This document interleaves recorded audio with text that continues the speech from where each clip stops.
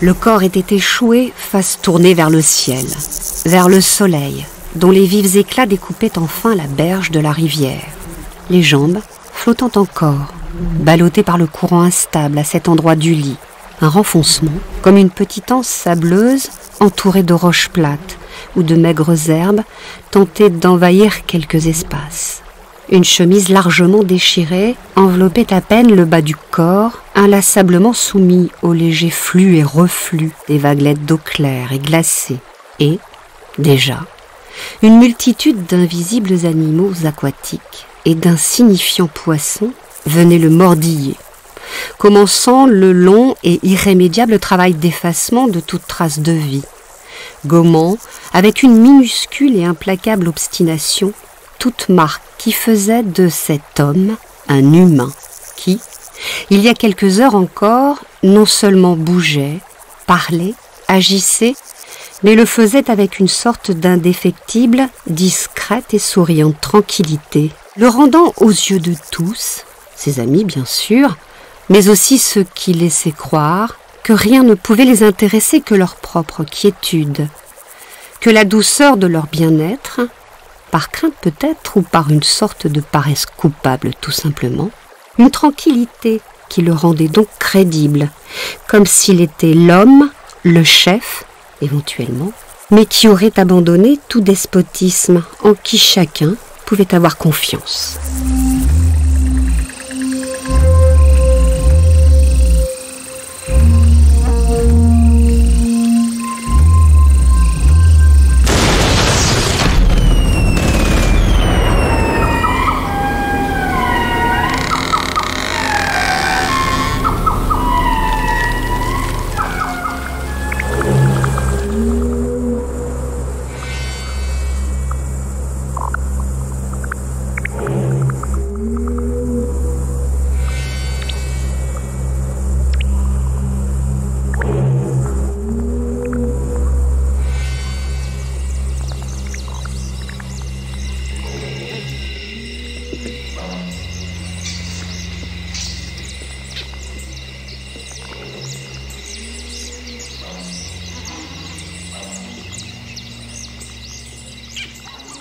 Ils la laissèrent donc seule avec cet homme nu maintenant endormi sous la lumière crue du néon accroché au plafond. Cet étranger avec sur la fesse droite encore découverte la perle de sang qui, depuis le point d'injection de la drogue qui l'avait assommé, glissait avec une extrême lenteur en laissant sur la peau blême une fine traînée.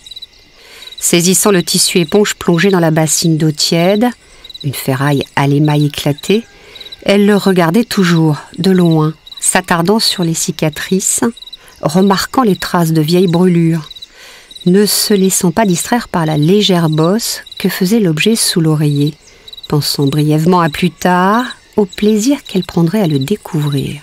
Mais pour l'instant, revenant à l'étranger, essorant le tissu au-dessus de l'évier du coin cuisine, le dépliant, puis l'enroulant autour de sa main, notant la respiration apaisée de l'homme, se détournant du visage, hésitant encore, puis se décidant tout de même à approcher un peu plus du corps, se penchant, s'autorisant enfin à examiner le grain de la peau, puis à passer doucement le tissu éponge sur l'épiderme brûlant, sur toutes ses traces, partout.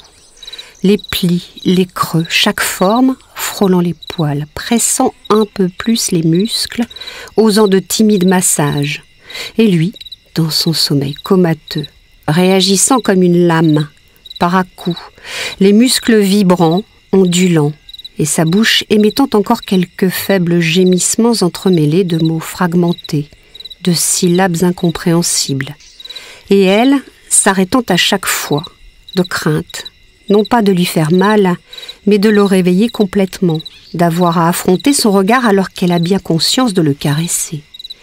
Comme si Truangle avait poussé à vivre là les prémices de l'expérience qu'il se proposait de vivre avec elle, essayant ainsi de l'inciter à lui donner le goût des hommes mûrs, du contact de leur peau. Et elle, à présent tout de même troublée par le corps de cet étranger, cet homme bien plus beau que cet osseux Truangle, étrangement attiré par ce voyageur blessé qui a visiblement souffert, tant de traces parsemées sur sa peau, comme les impacts des pires pensées d'autres hommes. Alors qu'elle rince à nouveau le tissu, les sort, et qu'elle le délaisse sur le rebord de la tête de lit, elle le scrute. Puis s'éloignant, allumant le chevet, éteignant le néon, puis revenant cette fois très près, elle touche la peau à même la peau de sa main nue. Et elle parcourt les cicatrices, la tête à peine posée, l'oreille collée au torse, écoutant chaque bruissement, chaque souffle. Elle se nourrit de tous les frémissements. Finissant de le sécher, serrant la serviette autour des cheveux collés de l'homme, appuyant légèrement les pouces sur ses tempes, les massant avec la plus extrême douceur, elle pose son visage contre le sien, tente de retenir en elle la chaleur, les restes d'odeur de ses joues, de son cou, puis, comme prenant conscience de la fragilité de cet être affaibli qu'il faut protéger, elle se retire, se remet debout. Sur le bureau, elle saisit le flacon pourvu de la pipette, y ajoutant à l'eau presque la totalité du contenu d'une des fioles sorties de la petite poche sous sa jupe, et s'inclinant à nouveau vers lui, caressant sa joue, l'effleurant des lèvres, passant ensuite la main sous sa nuque, inclinant sa tête, le fait boire lentement, reproduisant là les gestes maintes fois répétés sous les paillotes du village, puis se reculant, mémorisant encore une fois l'image du corps de l'étranger, de ses formes, d'un geste ample, elle le couvre du drap jusque-là resté replié. Et enfin, après avoir éteint la lampe de chevet, elle glisse sa main sous l'oreiller et se saisit de l'objet qui y est resté caché.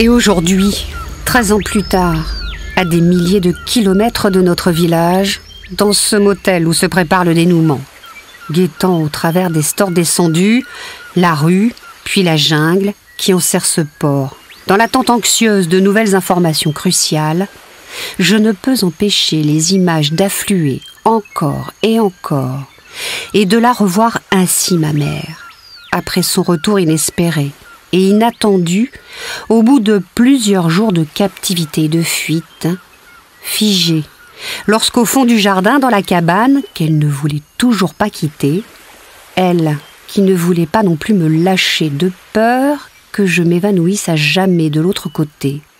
Cet ailleurs inaccessible, dépourvu de sens pour la gamine que j'étais. Je la revois ainsi, comme hypnotisée après que j'eusse remis de l'ordre, comme chaque soir, dans l'amas de tissu de notre couche, et bien après le passage du compagnon aussi.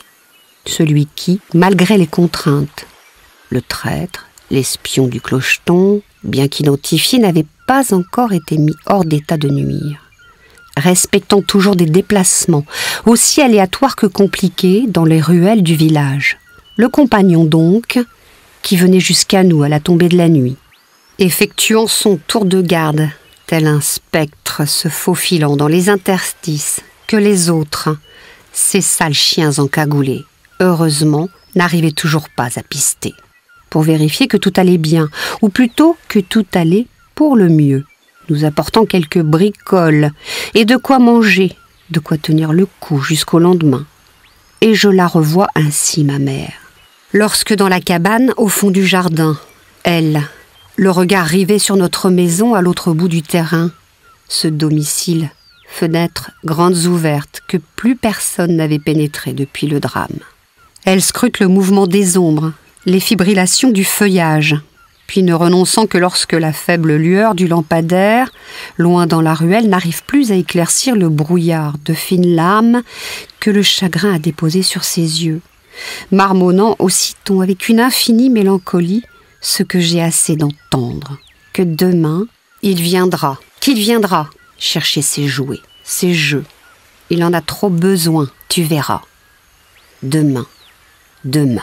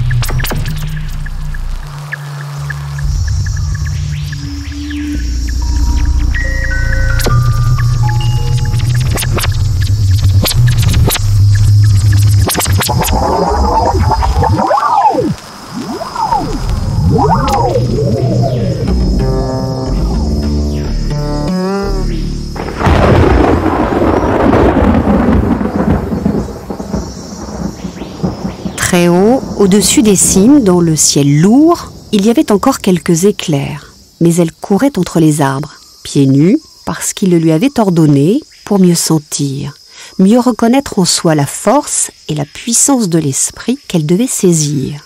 Et ils couraient ensemble, très vite et depuis longtemps, se frottant le corps sur les larges feuilles imbibées de l'eau de l'orage finissant, sur les immenses palmes qui barraient la sente. Sous ce ruissellement d'eau fraîche, elle riait, et lui, entre les derniers claquements de tonnerre et les paroles de ses incantations incrustées de formules incompréhensibles, mais qui, petit à petit, au fil des jours, trouvaient leur niche dans les replis de son cerveau de fillette. Il lui demandait de rester vigilante, de se concentrer sur l'enveloppe des gouttelettes, comme s'il lui fallait ressentir le contact élastique, vivant de chacune d'elles sur sa propre peau, lui expliquant qu'elle devait courir, sans quoi aucune force ne pourrait contraindre l'esprit de l'eau de la pénétrer, et que l'eau de l'orage était l'eau la plus riche, la plus chargée de l'énergie dont un jour, à coup sûr, elle aurait la nécessité, celle des éclairs, de la foudre, et qu'il ne fallait pas attendre les premiers rayons du soleil, sans quoi tout serait perdu, que l'esprit s'enfuirait, glissant sur les plantes et la terre, s'enfoncerait dans les profondeurs du monde souterrain, et soudain, l'oncle avait disparu. Alors, elle s'était arrêtée brusquement, les pieds s'enlisant presque aussitôt dans la glaise tiède et collante, tournant la tête en tous sens, entièrement trempée, haletante, et en même temps excitée, exaltée, bien que perdue, nue dans cette épaisse masse sombre et totalement verte de la jungle ruisselante, saturée d'humidité. Et elle ressentit comme une étrange sensation de chaleur, et cette impression jusque-là inconnue d'identifier chaque bruit, chaque cri d'animal, avec une incroyable précision. Et elle le vit, là, à ses pieds, à demi, estompé dans la boue, vert et jaune, ondulant dans sa direction sur la terre liquéfiée, lentement.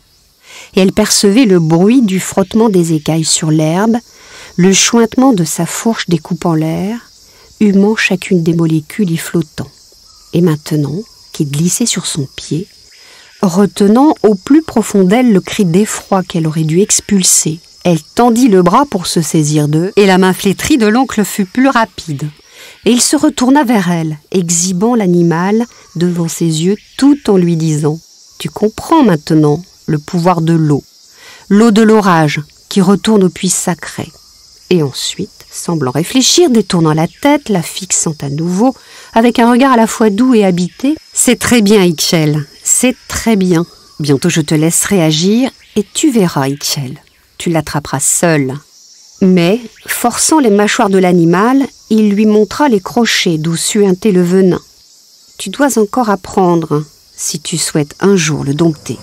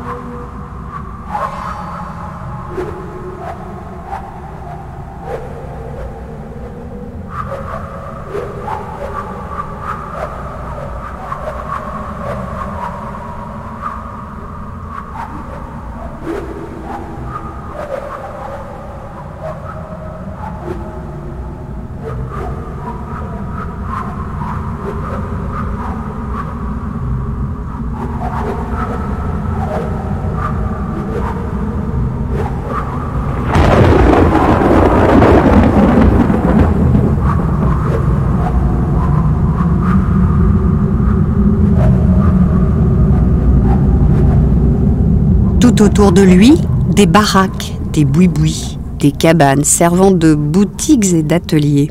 Des rades, des bouges et des tripots. Et partout, sur sa gauche comme sur sa droite, ce n'est que cet interminable assemblage, échafaudage, entremêlement, amoncellement de briques, pierres et planches, matières plastiques et tôles, parpaings, toiles cirées et tissus, claquant encore sous les restes des courants d'air violents de la tornade, les vents qui fouettent cet infini raccommodage servant d'habitation.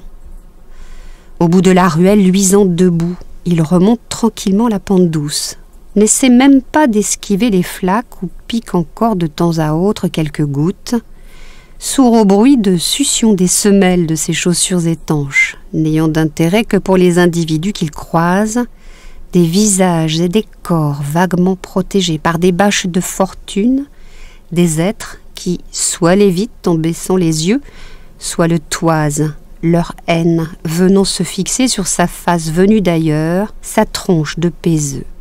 Ayant évité toute provocation, il finit son trajet devant le maigre étalage de fruits qui avait été mentionné par son contact, cette sorte de bazar tout de guingois où il lui a été demandé « Continuez de choisir vos fruits, ne me regardez pas ». À 50 mètres plus haut sur la gauche, entrez dans la boutique de chaussures et dites au vendeur derrière le comptoir, mais qu'à lui, il porte toujours une casquette avec un chien cousu sur le devant, dites-lui que vous venez chercher B. Les mots légers et chauds, presque chuchotés, ont cessé. Et lui, Emily, comme un réflexe, ne pouvant se retenir, se retourne et la voit finir de choisir ses propres fruits, donner sa pièce et redescendre la rue. Et avant qu'elle ne disparaisse, un court instant, elle, comme flottant dans ses larges vêtements, il voit son visage, ton visage qui toujours fut une splendeur. Des passages couverts encore dégoulinant d'eau de pluie, des goulets sentant le renfermer, des portes arrière grinçantes ouvrant sur des arrière-cours surchargés, poubelles et poules, rideaux soulevés, têtes hirsutes à peine étonnées, chaudrons fumants et banquettes défoncées portant des vieux recroquevillés et assoupis qu'il faut enjamber. Et puis dans un recoin obscur, l'entrée d'une chapelle, d'un temple, enfin, de cette sorte de sanctuaire sombre qui empeste les multiples parfums d'herbes grillées et la fumée grasse de centaines de cierges. Emily reste figée dans le silence à peine froissé par le faible crépitement des mèches des bougies, déjà hypnotisée par la danse démultipliée des flammes. Puis la voix qui résonne à peine dans le labyrinthe de bois et de tentures. Une voix d'homme qui le salue puis le remercie de sa présence, de son remarquable travail photographique, de ses articles si nécessaires à leur cause, qui lui signifie tout le bien ressenti par le groupe, à le savoir maintenant parmi eux, à accomplir tout ce délicat travail d'intermédiaire et de passeur. Emily s'est retournée au premier mot prononcé et il tente de dévisager son interlocuteur. Mais B est bien trop à contre-jour, continuant de lui expliquer la tournure complexe que prennent les événements, à lui exposer les grandes lignes de son prochain rôle, n'insistant pas sur la nature des documents ou paquets à convoyer, voire dérober, le danger de ses prochaines missions dans une partie où la junte semble s'être renforcée, et alors son visage apparut dans la lumière chaude des chandelles, les traits souples, le regard profond au milieu de ses cheveux lissés. Elle, posée, calme, puis elle s'avance légèrement, repoussant une élégante mèche noire qui s'obstine à lui barrer le visage. Elle se décale par rapport à la silhouette de B. Je vous présente donc Yin. Yin Sheikh d'Omar. D'une certaine façon, vous ferez équipe. C'est à elle que vous remettrez les documents. Elle sera votre guide. Elle veillera sur vous comme une ombre inséparable. Ton visage, qui toujours fut une splendeur.